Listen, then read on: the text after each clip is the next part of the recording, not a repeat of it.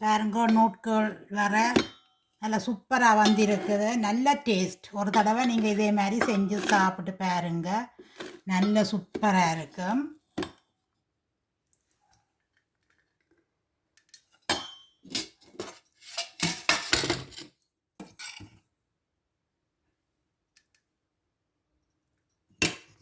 இது இந்த குழம்பு நூட்கோல் குழம்பு ஏற்கனவே ஒரு ரிப் செய்து போட்டுருக்கிறேன் வீடியோவில். போய் பாருங்க. கொஞ்சம் தட்டி தட்டிக்கணுன்னா கீழே வரும். முழு வீடியோ பார்க்குறேன்டா பார்க்கலாம்.